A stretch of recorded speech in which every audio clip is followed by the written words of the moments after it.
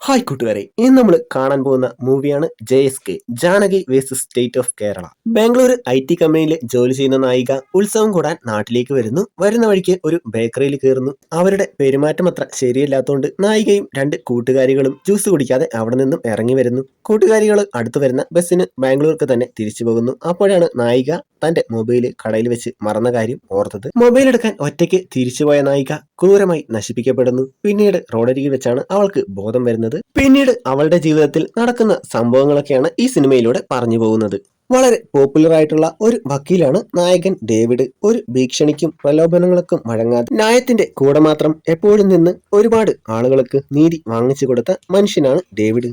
ഇപ്പോൾ ഡേവിഡ് ഏറ്റെടുത്തിരിക്കുന്നത് വളരെ പ്രാധാന്യമുള്ളൊരു കേസാണ്. പള്ളിയിൽ വെച്ച് ഫ്രാൻസിസ് എന്നു പേരുള്ള അച്ഛൻ കന്യാസ്ത്രീകളോട് മോശമായിട്ട് പെരുമാറുന്നു. തെറ്റ് ചെയ്ത ഫ്രാൻസിസിന് അർഹമായ ശിക്ഷ വാങ്ങിക്കൊടുക്കണം. അതിനുള്ള പരിശ്രമത്തിലാണ് ഡേവിഡ്. എന്നാൽ ഡേവിഡിനെ ഈ കേസിൽ നിന്ന് പിന്മാറ്റാൻ പള്ളിയിൽ നിന്ന് വലിയ അച്ഛന്മാരും ഭരണ പാർട്ടിക്കാരും എല്ലാവരും ശ്രമിക്കുന്നുണ്ട്. അവരുടെ ഭീഷണിക്ക് ഒന്നും വഴങ്ങാതെ ഫ്രാൻസിസിന് തക്കതായ ശിക്ഷ വാങ്ങിക്കൊടുക്കും എന്നാണ് ഡേവിഡ് പറയുന്നത്.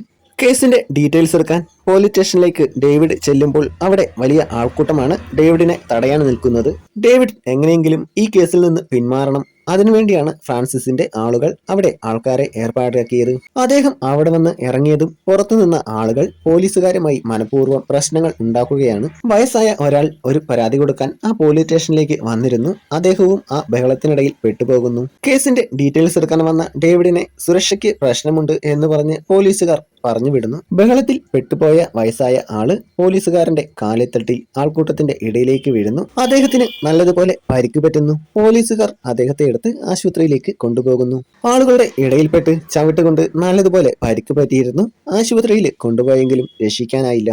പോലീസ് സ്റ്റേഷന്റെ മുമ്പിൽ ആളുകളുടെ ഇടയിൽപ്പെട്ട് ഒരാൾ മരിച്ചു. അത് വലിയ പ്രശ്നമായി മാറി. എല്ലാത്തിനും കാരണം ഡേവിഡ് ആണെന്നും ഡേവിഡ് അവിടെ വന്നതുകൊണ്ടാണ് ബഹളമുണ്ടായതെന്നും അതിനിടയിൽപ്പെട്ടാണ് ഈ പാവം മനുഷ്യൻ മരിച്ചതുമെന്നുള്ള വാർത്തകളാണ് പുറത്ത് വന്നുകൊണ്ടിരുന്നത്. ഈ കേസ് എങ്ങനെയെങ്കിലും ഡേവിഡിന്റെ തലയിൽ കെട്ടിവെച്ച് ഡേവിഡ് കൈകാര്യം ചെയ്യുന്ന ഫ്രാൻസിസിന്റെ ആ കേസ് എങ്ങനെയെങ്കിലും നിർത്തണം. അതിനുവേണ്ടിയാണ് അധികാരികൾ ഈ കേസ് ഡേവിഡിനെതിരെ തിരിച്ചത്. വയസ്സായ ആളുടെ മകള് ജാനകി അച്ഛന് എന്താണ് സംഭവിച്ചതെന്നറിയാൻ സ്റ്റേഷനിലേക്ക് വരുന്നു. ജാനകി തന്റെ അച്ഛന് എന്താണ് സംഭവിച്ചതെന്ന് പോലീസുകാരോട് ചോദിക്കുന്നു. ആ സമയത്താണ് പോലീസ് സ്റ്റേഷന്റെ മുമ്പിലുണ്ടായ ബഹളത്തിൽപ്പെട്ട് വയസ്സായ ഒരാൾ മരിച്ചു എന്നുള്ള വാർത്തകൾ ടിവിയിൽ കാണിക്കുന്നത്. അച്ഛന്റെ ഫോട്ടോയും മരിച്ചു എന്നുള്ള വാർത്തയും കണ്ടപ്പോൾ ജാനകി അവിടെ ബോധം കെട്ട് വീഴുകയാണ്. അവളിപ്പോൾ ഹോസ്പിറ്റലിലാണ്. അവളെ പരിശോധിച്ച ഡോക്ടർ പോലീസുകാരെ വിളിച്ച് ഈ പെണ്ണിന്റെ ശരീരത്തിൽ ഒരുപാട് മുറിവുകളും പാടുകളും ഉണ്ടെന്ന് പറയുന്നു. ഈ പെൺകുട്ടിയെ ആരോ ബലപ്രയോഗത്തിലൂടെ നശിപ്പിച്ചു എന്നാണ് ഡോക്ടർ പറയുന്നത്. തന്റെ മകൾക്ക് നീതി കിട്ടാൻ പോലീസ് സ്റ്റേഷനിൽ പരാതി കൊടുക്കാൻ വന്നതായിരുന്നു ജാനകിയുടെ അച്ഛൻ. ആ സമയത്താണ് ബഹളത്തിൽപ്പെട്ട് അദ്ദേഹം മരിക്കുന്നത്. ആശുപത്രിയിലുള്ള ജാനകി മെന്റലി ആകെ തകർന്ന അവസ്ഥയിലാണ്. 2 ദിവസം മുമ്പാണ് അവളുടെ ജീവിതത്തിൽ വലിയൊരു ദുരന്തം നടക്കുന്നത്. ഇപ്പോഴിതാ അവളുടെ അച്ഛനും പോയി. പോലീസ് സ്റ്റേഷനിൽ ബഹളമുണ്ടായപ്പോൾ ഒരു പോലീസുകാരന്റെ കാലിൽ തട്ടിയാണല്ലോ വയസ്സായ ആള് നിലത്തേക്ക് വീഴുന്നത്. ആ പോലീസുകാരൻ മനഃപൂർവ്വമല്ല അങ്ങനെ ചെയ്തത്. അബദ്ധത്തിൽ കാൽ തട്ടി വീണതാണ്. എന്നാൽ മേലധികാരികൾ ആ കുറ്റം അദ്ദേഹത്തിന്റെ തലയിൽ കെട്ടിവെച്ച് ആളെ സസ്പെൻഡ് ചെയ്യുന്നു. താൻ കാരണം ഒരു പാവം മനുഷ്യൻ മരിച്ചല്ലോ എന്നോർത്ത് ആ പോലീസുകാരന് നല്ല കുറ്റബോധമുണ്ട്. ഡേവിഡ് മുൻകൈയെടുത്ത് നടത്തിക്കൊണ്ടിരുന്ന ആ കേസ് ഫ്രാൻസിസ് എന്ന അച്ഛൻ കന്യാസ്ത്രീമാരോട് മോശമായി പെരുമാറി. ആ കേസുമായി ബന്ധപ്പെട്ട് ഡേവിഡ് പോലീസ് സ്റ്റേഷനിൽ വന്നപ്പോഴാണ് ഇത്രയും ബഹളമുണ്ടായത്. അതിനിടയിൽപ്പെട്ടാണ് ജാനകിയുടെ അച്ഛൻ മരിക്കുന്നത്. അതുകൊണ്ട് തന്നെ ആ കേസ് ഇപ്പോൾ സ്റ്റോപ്പ് ചെയ്തേക്കുകയാണ്. ജാനകി നേരിട്ട ക്രൂരതകൾ ഡോക്ടർ പോലീസിനോട് പറഞ്ഞതുകൊണ്ട് അതിപ്പോൾ കേസായി. ജാനകിക്ക് എന്താണ് സംഭവിച്ചതെന്നറിയാൻ ജാനകിയോടും അവളുടെ കൂട്ടുകാരികളോടും പോലീസുകാർ ചോദിക്കുകയാണ്. ജാനകിയും ജാനകിയുടെ 2 കൂട്ടുകാരികളും കോയമ്പത്തൂരുള്ള ഒരു കോളേജിൽ ഒന്നിച്ചാണ് പഠിച്ചത്. പഠിത്തമെല്ലാം കഴിഞ്ഞ് 3 പേർക്കും ബാംഗ്ലൂരിലുള്ള ഒരു IT കമ്പനിയിൽ ജോലി കിട്ടി. ബാംഗ്ലൂർ ലൈഫ് വേറെയാണല്ലോ. അവിടെ ചെന്ന് കുറച്ച് നാളുകൾ കഴിഞ്ഞപ്പോൾ ഇവരുടെ ലൈഫും ആ സ്റ്റൈലിലേക്ക് മാറി. കുറച്ച് നാളുകൾ കഴിഞ്ഞപ്പോൾ ജാനകി ആ കമ്പനിയിൽ തന്നെയുള്ള ഒരു പയ്യനുമായി റിലേഷൻഷിപ്പിലാവുന്നു. അങ്ങനെ ഇരിക്കുകയാണ് കുറച്ച് ദിവസം മുമ്പ് ജാനകിയും അവളുടെ 2 കൂട്ടുകാരികളും കൂടി സ്വന്തം നാട്ടിൽ ഉത്സവം കൂടാനായി വരുന്നത്. ബസ് നാട്ടിലുള്ള ടൗണിലെത്തിയപ്പോൾ രാത്രി 9 മണിയായി. ജാനകിയും കൂട്ടുകാരികളും കൂടി അടുത്തുള്ള ഒരു ബേക്കറിയിൽ ജ്യൂസ് കടിക്കാൻ കയറുന്നു. ഒരു നിലവാരവുമില്ലാത്ത ജ്യൂസായിരുന്നു. മധുരവുമില്ല, ടേസ്റ്റുമില്ല. ജാനകിയും കൂട്ടുകാരികളും അതവിടുത്തെ ജോലിക്കാരായ ടോണിയോടും തോമസിനോടും പറയുന്നു. ജാനകിയുടെ കയ്യിലിരുന്ന ജ്യൂസ് വാങ്ങി കുടിച്ചിട്ട് നല്ല ടേസ്റ്റ് ഉണ്ട്, മധുരമുണ്ട് എന്നൊക്കെ പറഞ്ഞ് ഒരുമാതിരിയുള്ള നോട്ടവും മോശമായ രീതിയിലുള്ള സംസാരവും. കടയുടെ പുറത്തു നിന്ന 2-3 പയ്യന്മാരും ഇവരെ മോശമായ രീതിയിൽ നോക്കുന്നുണ്ട്. ഇതെല്ലാം കൂടെ ആയപ്പോൾ ജ്യൂസ് കുടിക്കാൻ നിൽക്കാതെ അവര് 3 പേരും ആ ബേക്കറിയിൽ നിന്നും ഇറങ്ങിപ്പോന്നു. പിന്നീട് ജാനകിയുടെ 2 കൂട്ടുകാരികളും അവരുടെ നാട്ടിലേക്കുള്ള ബസ്സിൽ കയറി അവിടേക്ക് പോകുന്നു. അപ്പോഴാണ് തന്റെ ഫോണ് ബേക്കറിയിൽ വെച്ച് മറന്നു എന്ന കാര്യം ജാനകി ഓർത്തത്. തന്റെ മിസ്സായ ഫോൺ എടുക്കാൻ ജാനകി ഒറ്റയ്ക്ക് ആ ബേക്കറിയിലേക്ക് തിരിച്ചുപോയി. എന്നാൽ ബേക്കറി പകുതിയെ തുറന്നിട്ടുള്ളൂ. അതിനകത്തോ അതിന്റെ പുറത്തോ ആരെയും കാണാനില്ല. ബേക്കറിയിലെ ടേബിളിന്റെ പുറത്താണ് ഫോൺ വെച്ചത്. എന്നാൽ അകത്തൊന്നും ആരുമില്ല. ജാനകി ഉള്ളിൽ കയറി തിരിഞ്ഞ് നടക്കാൻ തുടങ്ങുമ്പോഴാണ് പുറകിൽ നിന്നും ആരോ കർച്ചീഫ് വെച്ച് മുഖം പൊത്തുന്നത്. ജാനകി അവിടെ മയങ്ങി വീഴുന്നു. പിന്നീട് അവളെ ക്രൂരമായി നശിപ്പിക്കുന്നു. എന്നിട്ട് അവളെ റോഡിൽ ഉപേക്ഷിക്കുന്നു. ബോധം വരുമ്പോഴാണ് ജാനകിക്ക് താൻ നേരിട്ട ക്രൂരതകൾ മനസ്സിലാകുന്നത്.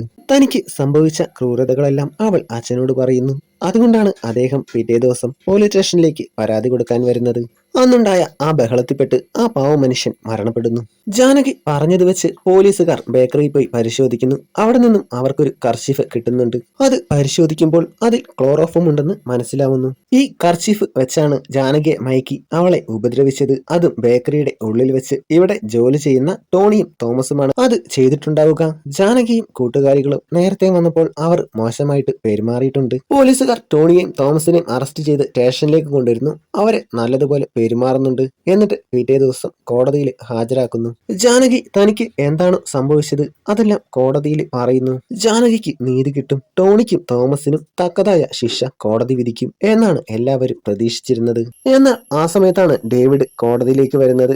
ഈ കേസ് കാരണമാണ് ഡേവിഡിന്റെ കേസ് ഇപ്പോൾ സ്റ്റോപ്പ് ചെയ്തേക്കുന്നത്. ഈ കേസ് എങ്ങനെയെങ്കിലും ഒഴിവാക്കണം. എന്നാൽ മാത്രമേ തന്റെ കേസുമായിട്ട് ഡേവിഡിന് മുൻപോട്ട് പോകാൻ പറ്റുകയുള്ളൂ. കന്യാസ്ത്രീകളോട് മോശമായിട്ട് പെരുമാറിയ ഫ്രാൻസിസ് അച്ഛന് തക്കതായ ശിക്ഷ വാങ്ങിക്കൊടുക്കണം. അത് മാത്രമാണ് ഡേവിഡിന്റെ മനസ്സിൽ. അതുകൊണ്ട് തന്നെ ജോണിയുടെയും തോമസിന്റെയും പക്ഷം നിന്നാണ് ഡേവിഡ് ഇപ്പോൾ വാദിക്കുന്നത്. ജാനകി പറയുന്നതെല്ലാം നുണയാണ്. ഇതൊരു കെട്ടിച്ചമച്ച കേസാണ്. അവൾ ഫോൺ എടുക്കാൻ തിരിച്ച് കടയിലേക്ക് വന്നിട്ടേയില്ല. വല്ലാത്തൊരു ട്വിസ്റ്റാണ് ഇവിടെ നടന്നത്. ന്യായത്തിന്റെ കൂടെ നിന്ന് എല്ലാവർക്കും നീതി വാങ്ങിക്കൊടുക്കുന്ന ഡേവിഡിന്റെ അടുത്ത് നിന്ന് ഇങ്ങനെയൊരു പ്രതികരണം ആരും പ്രതീക്ഷിച്ചില്ല. ജാനകി രണ്ടാമത് കടയിലേക്ക് തിരിച്ചു വന്നിട്ടില്ല. അതിന് തെളിവായിട്ട് ഡേവിഡ് കടയിലെ CCTV വീഡിയോ കാണിക്കുന്നു. ജാനകിയും കൂട്ടുകാരികളും ആദ്യം കടയിലേക്ക് വരുന്നതും പോകുന്നതും മാത്രമേ ആ CCTV വീഡിയോയിലുള്ളൂ. ജാനകിയും കൂട്ടുകാരികളും പോയി 9:30 ആയപ്പോൾ കട അടയ്ക്കുന്നു. പിന്നീട് 10 മണിയായപ്പോൾ ഒരു ജോലിക്കാരൻ എന്തോ അകത്തേക്ക് വെച്ചിട്ട് കട അടയ്ക്കുന്നു. പിന്നീട് കട തുറന്നിട്ടേയില്ല. ജാനകി പറഞ്ഞതെല്ലാം നുണയാണ് എന്നാണ് ഡേവിഡ് വാദിക്കുന്നത്. അതിനൊരു കാരണവും കണ്ടെത്തുന്നു. ബാംഗ്ലൂരിൽ ജോലി ചെയ്യുന്ന ജാനകി അവിടെ വഴിവിട്ട രീതിയിലൊക്കെ ജീവിക്കുന്നു. അതുകൊണ്ടാണ് ശരീരത്തെ പാടുകളൊക്കെ ഉണ്ടായത്. അത് മാത്രമല്ല കൂടെ ജോലി ചെയ്യുന്ന ഒരാളുമായി റിലേഷനിലാവുന്നു. അതുമൂലം പ്രഗ്നന്റ് ആവുന്നു. അത് ഒഴിവാക്കാനുള്ള മാർഗമൊക്കെ ജാനകി ഗൂഗിളിൽ നോക്കിയിട്ടുണ്ട്. അതും ഡേവിഡ് സബ്മിറ്റ് ചെയ്യുന്നു. ഇവിടെ ഒരു ഹോസ്പിറ്റലിൽ പോയി ഡോക്ടറിനോട് ഇതിനെപ്പറ്റി ചോദിച്ചിട്ടുമുണ്ട്. ജാനകിക്ക് സംഭവിച്ച തെറ്റുകൾ അവളുടെ അച്ഛന്റെ അടുത്തു നിന്ന് മറയ്ക്കാൻ വേണ്ടിയാണ് അവൾ ഇങ്ങനെ ഒരു കള്ളക്കേസ് ഉണ്ടാക്കിയത് എന്നാണ് ഡേവിഡ് വാദിക്കുന്നത്. ഈ കേസ് ഡിസ്മിസ് ചെയ്യണം എന്നാണ് ഡേവിഡ് പറയുന്നത്. ഡേവിഡ് പറയുന്ന കേട്ട് അങ്ങനെയൊന്നുമല്ല, ഇയാൾ പറയുന്നത് നുണയാണ് എന്ന് പറഞ്ഞ് ജാനകി അവിടെ ബോധം കെട്ട് വീഴുകയാണ്. ഡേവിഡിന്റെ വാദം കേട്ട് ഡേവിഡ് പറയുന്നതെല്ലാം ശരിയാണെന്ന് കോടതിക്ക് ബോധ്യമാകുന്നു. അതുകൊണ്ട് തന്നെ ജാനകിയുടെ കേസ് കോടതി ഡിസ്മിസ് ചെയ്യുന്നു. ഈ കേസ് ഡിസ്മിസ് ആയതുകൊണ്ട് തന്നെ നേരത്തെ സ്റ്റോപ്പ് ചെയ്ത തന്റെ കേസുമായിട്ട് ഡേവിഡ് മുമ്പോട്ട് പോകുന്നു. ജാനകിയുടെ അവസ്ഥ വളരെ ദയനീയമായി. അവള് ഡിപ്രഷനിലേക്ക് പോകുന്നു. ഒരു തെറ്റും ചെയ്യാത്ത താൻ വലിയ ക്രൂരതയാണ് അനുഭവിച്ചത്. ആ കാരണത്താലാണ് അച്ഛനും മരിച്ചത്. ഇപ്പോൾ ഗർഭിണിയും. സത്യത്തിന്റെ കൂടെ നിന്ന് നിരപരാധികൾക്ക് ന്യായം മാത്രം വാങ്ങിക്കൊടുത്ത് അവർക്ക് നീതി ഉറപ്പാക്കിയിരുന്ന ഡേവിഡ് എന്ന വക്കീലും അവളെ കൈയൊഴിഞ്ഞു. അന്നുണ്ടായ ബഹളത്തിൽ പോലീസ് സ്റ്റേഷന്റെ മുമ്പിൽ വെച്ച് ഒരു പോലീസുകാരന്റെ കാൽത്തട്ടിയാണല്ലോ ജാനകിയുടെ അച്ഛൻ ആൾക്കൂട്ടത്തിലേക്ക് വീണതും പരിക്ക് പറ്റുന്നതും മരണപ്പെടുന്നതും. ആ പോലീസുകാരന് നല്ല കുറ്റബോധമുണ്ട്. ജാനകിയെ സഹായിക്കണം. അവൾ അർഹിക്കുന്ന നീതി അവൾക്ക് വാങ്ങിക്കൊടുക്കണം. ആ പോലീസുകാരൻ ജാനകിയെ കാണാനും അവളോട് സംസാരിക്കാനും ഒരുപാട് തവണ ശ്രമിക്കുന്നുണ്ട്. എന്നാൽ അച്ഛന്റെ മരണത്തിന് കാരണക്കാരായ ആ പോലീസുകാരനെ കാണാൻ അവൾക്ക് ഒട്ടും താല്പര്യമില്ല. ഞാൻ ക്ഷമ മാത്രം ചോദിച്ച് വന്നതല്ലെന്നും ജാനകി പറയുന്നതിൽ സത്യമുണ്ടെന്നും അത് സഹായിക്കാനും കൂടിയാണ് വന്നതെന്നും പോലീസുകാരൻ പറയുന്നു. അവര് രണ്ടുപേരും സംസാരിക്കുന്നു. ഞാൻ അറിയാതെയാണെങ്കിലും വലിയൊരു തെറ്റാണ് ചെയ്തതെന്ന് പറഞ്ഞ് പോലീസുകാരൻ ക്ഷമ ചോദിക്കുന്നു. നിനക്ക് സംഭവിച്ച ക്രൂരതയ്ക്ക് ഞാൻ നീതി വാങ്ങിത്തരും. ഞാനും ഒരു പോലീസുകാരനാണ് എന്ന് പറഞ്ഞ് പ്രൈവറ്റ് ആയിട്ട് തന്നെ അയാൾ കേസ് അന്വേഷിക്കാൻ തുടങ്ങി. അന്ന് രാത്രിയിൽ തനിക്ക് സംഭവിച്ച കാര്യങ്ങളെല്ലാം ജാനകി ഈ പോലീസുകാരനോടും വിശദമായി തന്നെ പറയുന്നു. ഒരു ദൃക്സാക്ഷിയോ ഒരു തെളിവുമില്ലാത്ത കേസാണ് അന്ന് കടയിൽ വെച്ച് പുറകിലൂടെ വന്നാണ് ക്ലോറോഫോം മണപ്പിച്ചത്. ആ കുറ്റവാളിയുടെ ഒരു ക്ലൂ പോലും പോലീസുകാരന് ലഭിക്കുന്നില്ല. ജാനകിയും കൂട്ടുകാരികളും ജോലി ചെയ്യുന്ന ബാംഗ്ലൂരിലെ IT കമ്പനിയിലേക്കാണ് പോലീസുകാരൻ പിന്നെ പോകുന്നത്. ജാനകിയുമായി റിലേഷനിലായിരുന്ന വെങ്കിടുമായി പോലീസുകാരൻ സംസാരിക്കുന്നു. ജാനകിക്ക് ഇത്ര വലിയൊരു അപകടം സംഭവിച്ചിട്ട് നാട്ടിലേക്ക് വരികയോ അവളെ കാണുകയോ ഒന്നും ചെയ്തിട്ടില്ല. അതിന് വെങ്കിട് പറയുന്നത് അവൻ US പോവാൻ നിൽക്കുകയാണെന്നും കേസുമായി ബന്ധപ്പെട്ട് എന്തെങ്കിലും പ്രശ്നം വന്നാൽ യാത്ര മുടങ്ങുമെന്നൊക്കെയാണ്. പോലീസുകാരന് വെങ്കിടിനെ നല്ല സംശയമുണ്ട്. വെങ്കിടിനെ നല്ല സംശയം ഉള്ളതുകൊണ്ട് തന്നെ ജാനകി വന്ന അന്ന് അവിടെയുള്ള കടകളിലെല്ലാം CCTV പോലീസുകാരൻ പരിശോധിക്കുന്നു. ജാനകിയും കൂട്ടുകാരികളെയും പിന്തുടർന്ന് ഡേവിഡ് അന്നവിടെ വന്നിട്ടുണ്ട്. അത് മാത്രമല്ല അവര് പോയ ബേക്കറിയിലേക്കും അവരെ പിന്തുടർന്നവൻ ചെന്നിട്ടുണ്ട്. വെങ്കിടിന് ഈ കേസുമായി നല്ല ബന്ധമുണ്ടെന്ന് പോലീസുകാരന് മനസ്സിലാവുന്നു. വീണ്ടും വെങ്കിടിന്റെ അടുത്തേക്ക് പോലീസുകാരൻ ചെല്ലുന്നു. പോലീസുകാരനെ കണ്ട വെങ്കിട് സംശയത്തിലാകുന്നു. അവൻ ഇറങ്ങി ഓടുന്നു. പോലീസുകാരൻ ഓടിച്ചിട്ട് അവനെ പിടിച്ച് ലോക്ക് ചെയ്യുന്നു. ജാനകിയുടെ അടുത്ത് ചെന്ന് നിന്നെ ദ്രോഹിച്ചവനെ ഞാൻ പിടിച്ചെന്ന് പറഞ്ഞ് അവളെ കൂട്ടി അവന്റെ അടുത്തേക്ക് വരുന്നു. അവനെ കണ്ടതും സ്വയം നിയന്ത്രണം നഷ്ടപ്പെട്ടതുപോലെ ജാനകി അലറി കരഞ്ഞ് നീ എന്റെ ജീവിതം നശിപ്പിച്ചു, ഇവൻ തന്നെയാണ് കുറ്റവാളിയെന്ന് ഉറപ്പിച്ച കോൺസ്റ്റബിള് ജാനകിയുമായി പോലീസ് സ്റ്റേഷനിലേക്ക് പോകുന്നു കേസ് റീഓപ്പൺ ചെയ്യാൻ. പോലീസ് സ്റ്റേഷനിലുണ്ടായിരുന്ന SI കോൺസ്റ്റബിളിനോടും ജാനകിയോടും മോശമായി പെരുമാറുന്നു, അവരെ അപമാനിക്കുന്നു. ആ സമയത്ത് സ്റ്റേഷനിലേക്ക് വന്ന ഡേവിഡ് ഇതെല്ലാം കാണുന്നുണ്ട്. SI അവരോട് അപമര്യാദയായി പെരുമാറുന്നതെല്ലാം ഡേവിഡ് അതിൽ ഇടപെടുന്നു. SIയെ കൊണ്ട് അവരുടെ പരാതി എഴുതി വാങ്ങിപ്പിക്കുന്നു. ഡേവിഡിന്റെ മനസ്സിലേക്ക് ജാനകി അന്ന് കോടതിയിൽ വെച്ച് ഡേവിഡ് പറഞ്ഞതെല്ലാം കള്ളമാണെന്ന് പറയുന്നതും അത് പറഞ്ഞ് കരയുന്നതെല്ലാം മനസ്സിലേക്ക് വരുന്നു. അവൾ പറഞ്ഞതിലെല്ലാം എന്തെങ്കിലും ഒരു സത്യമുണ്ടാവുമെന്ന് ഡേവിഡിന് തോന്നി തുടങ്ങി. അങ്ങനെ സത്യമുണ്ടെങ്കിൽ ആ CCTVയിലെ വീഡിയോ എല്ലാം എന്തായിരിക്കും? 9:30ക്കാണ് ബേക്കറി അടച്ചത്. പിന്നീട് 10 മണിക്ക് ഷട്ടർ കുറച്ച് തുറന്നിട്ട് ഒരു സ്റ്റാഫ് എന്തോ സാധനം ഉള്ളിലേക്ക് വെക്കുന്നു. പിന്നെ കടയടയ്ക്കുന്നു. ജാനകി പറഞ്ഞത് സത്യമാണെങ്കിൽ രണ്ടാമത് കടയിലേക്ക് വരുന്നത് CCTVയിൽ കാണേണ്ടതാണല്ലോ. എന്തോ ഒരു പ്രശ്നമുണ്ടെന്ന് ഡേവിഡിന് മനസ്സിലാവുന്നു. കുറെ പരിശോധിച്ചപ്പോൾ ഡേവിഡ് ഒരു കാര്യം കണ്ടു. കടയുടെ മുമ്പിലൂടെ പോയ ഒരു വണ്ടിയുടെ കണ്ണാടിയിൽ കട കാണാം. അതിൽ കട ഓപ്പൺ ആയിട്ടാണ് ഇരിക്കുന്നത്. അതായത് ജാനകി വരുന്ന സമയത്ത് കട തുറന്നിട്ടുണ്ടായിരുന്നു. ആരോ മനഃപൂർവ്വം കടയിലെ CCTVയിൽ നിന്നും ഒറിജിനൽ ഫുട്ടേജ് മാറ്റിയതാണ്. ജാനകി പറഞ്ഞതെല്ലാം കള്ളമാണെന്ന് ഡേവിഡ് കോടതിയിൽ തെളിയിച്ചതാണ്. അതുകൊണ്ട് ഈ പ്രാവശ്യം ജാനകിയുടെ കൂടെ നിന്ന് വാദിക്കാൻ ഡേവിഡ് തന്റെ മകളെയാണ് ഇറക്കുന്നത്. വേറൊരു കാര്യത്തിനും ജാനകിക്ക് നീതി കിട്ടണം. ഇപ്പോൾ അവൾ പ്രഗ്നന്റ് ആണ്. ആ കുട്ടിയെ അവൾക്ക് വേണ്ടാന്നാണ് അവളുടെ തീരുമാനം. ആ കുട്ടിയെ പ്രസവിക്കണമെങ്കിൽ അതിന്റെ എല്ലാ ഉത്തരവാദിത്വവും സർക്കാർ ഏറ്റെടുക്കണം. അതിനുവേണ്ടി ജാനകി സർക്കാരിനൂടെ കൂടെയാണ് പോരാടേണ്ടത്. അതുകൊണ്ടാണ് Janaki versus state of Kerala എന്ന പേര് വന്നത്. ജാനകിയുടെ കേസ് റീഓപ്പൺ ചെയ്യുന്നു. ജാനകിക്ക് വേണ്ടി വാദിക്കുന്നത് ഡേവിഡിന്റെ മകളാണ്. കോടതിയിൽ ഇപ്പോൾ വെങ്കിടിനെയും കൊണ്ടുവന്നിട്ടുണ്ട്. അവന്റെ വായിൽ നിന്നും പല ഞെട്ടിപ്പിക്കുന്ന സത്യങ്ങളും പുറത്തു വരുന്നുണ്ട്. വെങ്കിട് വലിയൊരു ഞരമ്പനാണ്. കമ്പനിയിൽ പുതുതായിട്ട് ജോലി ചെയ്യാൻ വരുന്ന പെൺകുട്ടികളുടെ എല്ലാം ഫോണിൽ അവനൊരു ആപ്ലിക്കേഷൻ അവർ അറിയാതെ ഇൻസ്റ്റാൾ ചെയ്യും. അതുവഴി അവൻ അവരുടെ രഹസ്യങ്ങളെല്ലാം അറിയും. ജാനകിയുടെയും അവരുടെ കൂട്ടുകാരുകളുടെയും എല്ലാ ഫോണിൽ അവൻ ഇങ്ങനെയൊക്കെ ചെയ്തിട്ടുണ്ട്. ഫോണിൽ ഇൻസ്റ്റാൾ ചെയ്ത ആ ആപ്ലിക്കേഷൻ ഓരോ 10 മിനിറ്റ് കൂടുമ്പോഴും ജാനകിയുടെ ഫോണിൽ നിന്ന് ഫോട്ടോ എടുത്ത് അവന്റെ ഫോണിലേക്ക് അയച്ചു കൊടുക്കും. പെൺകുട്ടികൾ അറിയാതെ അവരുടെ പലതരത്തിലുള്ള ഫോട്ടോ കിട്ടാൻ വേണ്ടിയാണ് വെങ്കിട് ഇങ്ങനെയെല്ലാം ചെയ്തത്.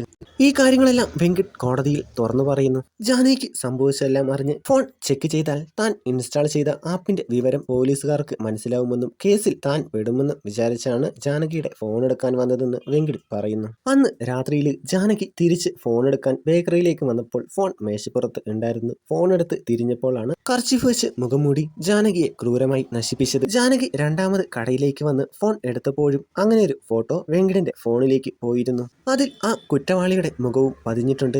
അത് വേറെ ആരുമല്ല, അത് ചെയ്തത് ആ ബേക്കറിയിൽ ജോലി ചെയ്യുന്ന ഒരു ഹിന്ദിക്കാരനാണ്. ജാനകി വരുന്നത് കണ്ട് CCTVയുടെ മുൻവശം അടച്ചുവെച്ച് ഫുൾ ഇരുട്ടാക്കുന്നു. കോടതിയിൽ അതെല്ലാം പരിശോധിക്കുന്നു. ജാനകിയോട് ക്രൂരമായി പെരുമാറിയത് ആരാണെന്ന് അവളുടെ ഫോണിലൂടെ തന്നെ തെളിഞ്ഞിരിക്കുന്നു. ആ ഹിന്ദിക്കാരൻ ഇപ്പോൾ ഒരു അമ്പലത്തിലാണ് ഉള്ളത്. ഉത്സവത്തിലെ ഒരു പെണ്ണിന്റെ വേഷം കെട്ടി നിൽക്കുകയാണ്. അവനെ പിടിക്കാനായിട്ട് ഡേവിഡ് തന്നെ ഇറങ്ങുന്നു. അവനൊരു സൈക്കോ പോലെയാണ് പെരുമാറുന്നത്. ഒടുവിൽ ഡേവിഡ് അവനെ കീഴ്പ്പെടുത്തുന്നു. അവനാണ് കുറ്റവാളിയെന്ന് തെളിഞ്ഞിരിക്കുന്നു. എന്നാൽ ആ ഒരു നീതി മാത്രം പോരാ ജാനകിക്ക്.